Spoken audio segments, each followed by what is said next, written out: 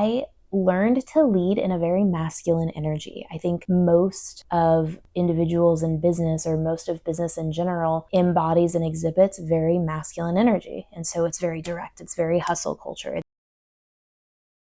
Welcome back to the Wild Way Home podcast. I'm Caitlin, and this might be a disruptive episode. I know that you are ambitious, you work hard, and that is never the question. So today I want to talk a little bit about business and intertwine dogs, Ellie, Finn. Thank you. Hold. I don't know where I was. Today I want to talk more about business and then intertwine my story with how I grew and built multiple businesses, but how I completely lost myself along the way. And I know that it happens to a lot of women. It just goes unspoken about because these women, like, we all work hard. We don't complain. We don't talk about it. We just execute. And that is the hustle culture. You gotta do shit, get shit done in order to build big shit. The work just needs doing. And at the same time, you don't have to sacrifice yourself, self-abandon, and become a miserable human being and neglect everything that makes you happy. And if you're anything like me, I love business. Doing business makes me happy. But when I do business a certain way, I feel dissociated, I feel numb, I feel nothing. When I lead my business a different way, so still doing business, still executing, still getting the things done, I feel very differently. And I'm a lot more flowy. I'm a lot more, I like to say, light and airy, but honestly, it comes down to embodying feminine energy in business. So let's kick it off with some statistics. Roughly 45 to 50% of small businesses never turn a profit before they shut down. That means that they were in the negative the entire time, working to pay down what they were spending or what they invested in their business. Now, you might make the argument, well, they were just writing things off and they actually had some take-home money. If you have to worry so much about being unprofitable from what you're writing off, and you don't have any money left over, and you're spending month to month on the revenue roller coaster and you're closing your doors because you're not making enough money, I would argue with you that the business is not as profitable as you think it is, even if it's making money. And that's the thing. Gross revenue is not the same as profit. Just because you're making $1 million, if you're spending 99% of it, it's not a great business and you have a lot of work to do. Alternatively, if you're pulling in $30,000 a month and it's just you and you don't have a whole lot of expenses, your business is going to be doing pretty well and you're going to be much more profitable than the person who's barely making anything. Just be aware that as a business gets bigger, so do the expenses. More statistics for you. The U.S. Bureau of Labor Statistics states that 20% of businesses fail within the first year, and about 50% of those fail by year 5. So we have 20% of the people who are starting a business who fail before they even hit the 365-day marker. And then at year 5, we have people who, half of the people who are still in business are no longer in business. That's a lot. So when you look at the people who are still in business, who are still executing, who are still grinding, who are profitable, it becomes a smaller and smaller margin of people. In another study of businesses that closed their doors, it was cited that 82% of them did it because of cash flow problems, which again brings me back to unsustainable margins or lack of profit. Score and Guidance Financial reports that only about 40% of small businesses are actually consistently profitable, while 30% break even or operate at a loss. I don't know where the rest of the percentage numbers are. Those were the only 2 that this study gave. I have owned 6 businesses. I've built 3 multi-6-figure companies, and I have been actually profitable in 2. If you want to know a little bit about me before I start talking about business, I had a practice that we grew to 5 full-time positions, not counting myself and the owner, plus a couple of other part-time positions that were being fulfilled on. And I currently run and manage a business that employs 4 full-time positions, excluding myself and my co-founder, and we're currently hiring for 2 more full-time positions.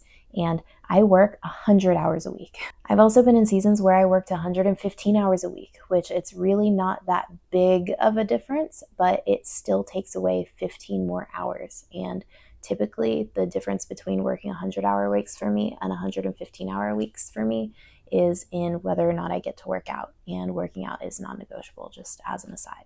During the time where I worked 115-hour weeks, I sacrificed myself in the process, but that's an entirely different video for another time. Today, I want to focus on what it takes to start and to maintain a business. First, when you start a business, it's great. You have all this free time, but you don't have clients and you don't have leads. So you are in your creative zone, you are building, and this is every entrepreneur's dream, is to just be able to create all day long. I love my creative flow. Every entrepreneur that I have talked to loves getting into that flow state. In that phase, when you're first starting, it's fun, it's not stressful, you're building. But you get to a point where you either A, need money because you don't have leads, or B, you run out of time. And so then you begin wearing all of these different hats, and then you have to pull away from other things when the time is the constraint. In that situation, everything shifts. Lead generation is a full-time job. We actually have 4 full-time positions in the current business that I'm running, and lead generation is still the biggest constraint. Beyond that is fulfillment. And depending on your business model, you may have very minimal fulfillment if you've built something up and spent a lot of time on it in the beginning. At the point of fulfillment, if you run an online business, it may just be taking weekly calls and check-ins. If you have something that requires more of your time, like one-to-one client care or one-to-one consulting, then a lot of your fulfillment time is going to be in those meetings and you're selling your time for money. But as you grow a business, you get to build a team and you get to create a culture, which is so cool because you decide the culture, and the values of the company are actually your values that you live by and that you hire based on. And you hire these people and they have the same values. And so you're just, there's so much camaraderie in that business when you hire the right people. And at the same time, it now places this opportunity, but also this burden on you. You have people that are relying on you. You are in charge of these people and their livelihood. You're in charge of their growth. You are in charge of their opportunities while they stay with you at that company. And as you build a business and grow a team, you enter into this leadership role. And when I got put into a leadership role, I had 0 experience being a leader. I mean, group projects, but that doesn't count. You're not in charge of people's livelihoods. You're not in charge of their growth opportunities in those scenarios. So when you have a business, you are in charge of their growth opportunities as long as they stay at the company. You are in charge of making sure that you have money for their paycheck every week. You're in charge of telling them what to do, how to do it, and giving them feedback on this was good or this needs improvement. You're in charge of all of that. You're in charge of holding the vision for them, especially when things get hard, because you're the only person that has all of the context. A lot of the times your employees have no idea what's going on, and you may tell them and you may give them pieces of the puzzle, but you're the only person that has 100% of the context, who makes the hard decisions, who is not always going to be understood. And that's part of being a leader. You have to do the best by your business, and you have to do the best by your team. The other thing, as I was growing my businesses, is that I learned to lead in a very masculine energy. I think most of individuals in business, or most of business in general, embodies and exhibits very masculine energy. And so it's very direct, it's very hustle culture, it's very fast, it's very all of these things. Get shit done, hustle, don't sleep. And I did all of that. And the further I went into it, the more I lost myself, and I was obsessed. All I did was work. And then when my life wasn't going great, my coping strategy was to just work more. And the thing that I learned is the further I went down that road without changing anything, the further away I got from that feeling of light and airy that I craved so much. And those were the words that I used. I remember, telling my partner, I was like, I just want to feel light and airy. I'm not happy. I don't feel anything. I want to feel light and airy. And I didn't know it at the time, but what I was articulating was that I wanted to be feminine. I wanted to embody a feminine energy because I had gotten so far away from it. Masculine energy is very structured. It's very driven. It's focused, directional energy that builds and protects. And before I get too far into like masculine versus feminine, we all embody both, and we have to have a balance. When you're building something, you will, or when you're living your life, when you're building something, when you're in a partnership, when you're doing everything, you embody both of these. And it's when we get out of balance and we lean too far one way or the other way that we end up feeling imbalanced and out of sync, and something is just off. And this is the thing that I've noticed for a lot of female entrepreneurs is we swing the pendulum and we end up being way too far on the masculine side of energy. And that's the thing that we're neglecting is our feminine energy. So the masculine energy, the core traits are it's action oriented. So you're living by your checklist. You're using logic and reason. This is the energy of structure and discipline and routine. It's control and containment. So it's not, wild flow. It's controlling everything. It's also problem solving. It's moving through direction. It's independence. It's protective and assertive energy. It's a focus on achievement and on goals and continually hyper focusing on all of that, which is a lot of the energy that you do need to embody in order to move forward in business. And lastly, masculine energy is very penetrative, meaning it moves forward and into the world in a very directional, very focused way. Now, looking at feminine energy. Hi, Finn.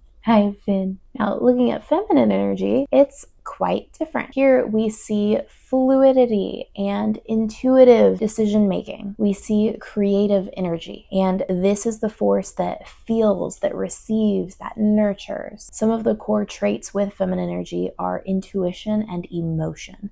Now, that doesn't mean if you're in your feminine in the workplace that you're going to be emotional and crying all over the place. That's not what that means. It also embodies flow and spontaneity. You're not energetically so focused and go that you are in this rigid, uptight hustle energy, because you can get the same amount of things done and be productive without having all of that. Femininity embodies creativity and expression. It's also receptivity, so openness to guidance and to support, a lot of communication. It's also sensuality and embodiment. And maybe that's not what you're doing in the workplace. You're not being sensual to your coworkers or to your business, but you are creating out of flow. And so especially as a business owner, when you're in that flow state and when you're building, you have to tap into the divine and get, I won't say sensual with yourself, but you have to build from that deep internal place. Femininity is also relational and collaborative. It's empathetic and compassionate. It's nurturing and caretaking. And it's magnetic. So it attracts rather than chase. A key difference here in business is that there's ways to run a business where you more attract things in instead of chasing everything down and hustling and using that energy. Again, still getting things done, still executing and having a plan, but you are bringing things in towards you. And that also goes into sales. So you're not chasing people down. You're not dropping the hammer. You're not leading with logic. You maybe do emotional sales where you're talking to people about their problems and you're being empathetic and you're nurturing and you're relating to them and you have the solution, and that's how you then sell things. And so they're just very different energies that you can embody in business. Now, going back to growing and building a team and having that information on masculine and feminine energies, I got so lost in my masculine energy as I built this team that, on the outside, we were successful and we were making money and the team was growing and I was fucking miserable. I lost who I was. My body, even though I was eating healthy and working out, I was miserable. I had shifted into a toxic relationship. So between the stress of that and then the stress of being out of my feminine for so long and being in this rigid, uptight energy, my body was a complete mess. And I was just very unhealthy and very unhappy. For any of the women entrepreneurs who are listening to this, it's important for you to assess, how do I feel when I'm in business and when I'm building my business? Am I doing it in a way that makes me feel good, that brings me light at the end of the day? Or at the end of the day or after a really long week, am I feeling detached and I'm feeling dissociative? Am I feeling heavy? Because you might be leaning too much into the masculine energy. If you feel like you are chaotic and your business is chaotic and you're emotional, you might not be leaning into enough of the masculine energy. So it goes both ways. So then when we're talking about delegating your roles and growing your team. Unless you're in the top 1% of mature businesses where you're not even part of the business anymore, which again, 1%, it's very, very low. Then when you're delegating, instead of having free time, what ends up happening there is you end up taking on other hats, other tasks, because as the business grows, now it has different needs. And as the owner, you are the jack of all trades who's going to adapt to be whatever the business needs. And that has always been my role in the businesses. So as you grow and as you delegate more roles, unless you're in the 1% of mature businesses, then you're going to delegate a role and have other things that take its place. You're not just getting free time. You're still working hard, and other roles that you are now assuming fill up your time throughout the day. That's how growing a business works, is the business then just has more different needs, and it's up to you to adapt into that seat. Until then, you can delegate it to somebody else once you have figured out that entire role. And it's a merry-go-round. And the only way to get off is quitting. But entrepreneurship is the hardest, best personal development game in the world. It's the best thing you could do if you ever want to push yourself to grow, to be the best human that you possibly can be. Because it will challenge you, it will pull the rug out from under you, it will surprise you, it will back you into corners. It'll feel like you're getting punched in the face over and over and over. And sometimes you'll feel like you're winning. And then you keep getting punched in the face. And it's all about adapting, and it's about being patient and learning to pivot and learning to be creative and think of other ways. And it's about the person that you have to become in order to do all of that. It's about the person that you have to become in order to lead, the person that you have to become in order to manage, in order to even manage your finances. It's the person that you have to become in order to build all of this and still have a happy relational life with the people who are important to you. But you got to be ready for the challenge. You got to be willing to take big risks if you want to get to the next level. And what people don't understand is, yes, there's flexibility. And what people new to business don't understand is, yes, there's flexibility, but you're always working. You're working on vacations. You're working in the evenings. You're working in the early mornings. Your phone is part of your job. You're working weekends, and you choose to. It's something that brings you joy, but it's also the thing that brings you livelihood, and you're in charge of it, and you have a responsibility, especially when you have a team. And for a lot of us, business is most of what we think about. It's so that you can bring your vision to life and maintain it and create the life that you want. Business is the vehicle to the vision, and that's the way that I see it. And so you have to be in the vehicle long enough to get to the vision, and you have to take all the twists and the turns and let the car break down and do all of it in order to get there. But keep in mind, the vision is still a continuum of the destination, because it will constantly shift and pivot, and the whole thing is beautiful, and you're going to grow as a freaking human. I plan on speaking more on business and my takes on it as well. So again, it's hard work, and it's not for the faint of heart. Remember the statistic. A lot of businesses don't make it past the first year. Half don't make it past year 5. So I wanted to put feelers out there on this episode, because women are mystical. We have this amazing, incredible power and innate ability to create. We are capable of so much. I've built multiple businesses. I have more inside of me, and I plan on continuing to build. I will never stop building and creating. And you can lean into yourself and be wild and be worthy and be bold. And you can lean into your feminine, and you can lead, and you can launch, and you can create, and you can create wealth, and you can live your biggest dreams. So I also plan on sharing my thoughts on business building as the podcast evolves, and do it in a way that keeps you from getting burned out, keeps you from losing yourself, and keeps your priorities where they matter. This was a hell of a podcast. It was a lot to share, and I think I can probably make more episodes going down a few of the different rabbit holes that we talked about today. So let me know what you think in the comments, and I'll see you next time.